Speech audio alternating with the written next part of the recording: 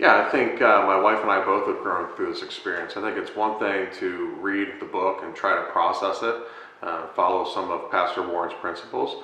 It's another thing to sit in a group and actually digest it. You know, sitting in a group talking about Jesus and really trying to understand, you know, what our mission is in life and how we try to, you know, follow his principles. Never would have gotten that just reading the book on itself. So I think you know, working within a smaller group really had you know, huge dividends for understanding more about what was trying to be conveyed.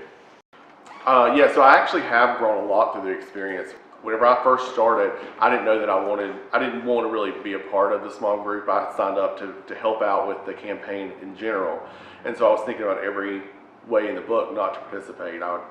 Small groups weren't really my thing. So I know the first meeting, I did not even want to go. I was kind of feeling like trying to get out of it.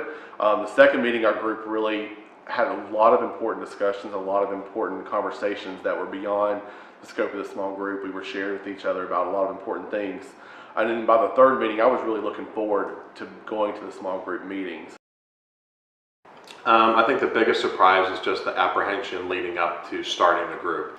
I think I was most surprised by the fact that how open everyone was and how much I enjoyed it as the progress went on.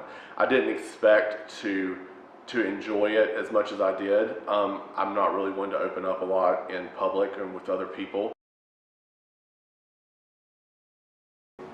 I think the one thing I would say about getting into a small group or really anything else at church is just get involved. It's so easy to sit by the sidelines and just come to church and watch, but if you really want to get the most out of it, if this really is the, you know, dress rehearsal for the afterlife, why would you not want to try to get involved and build on the fellowship with the folks here at church? You know, speaking for my wife and myself, we really don't know that many people here. So when my wife signed us up, I should say, to do the small group, you know, it just kind of forced their hand, because you can wait for something to fall into your lap for what you want to do here, but you know, having done the small group now, you know, kind of makes us think about what we want to do next. I think if you're thinking about getting into a small group, I'll say this.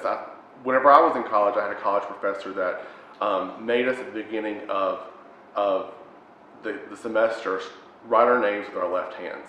And we wrote our name every single day with our left hands. By the end of the semester, he said, look, you know, you've done something that was uncomfortable, you've done something that was out of your comfort zone, and your penmanship, your strength, you were able to write that a little bit better. So your strength, you were able to use, your hand strength was able to increase.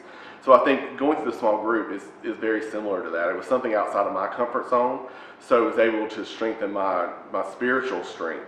My spiritual muscles were increased. So I feel like that's really what I would say is, it's maybe out of your comfort zone. You may not want to do it, because I didn't really want to do it. But at the end of the day, I really had grown spiritually, was closer to God, and I was closer to the members of my church family as well.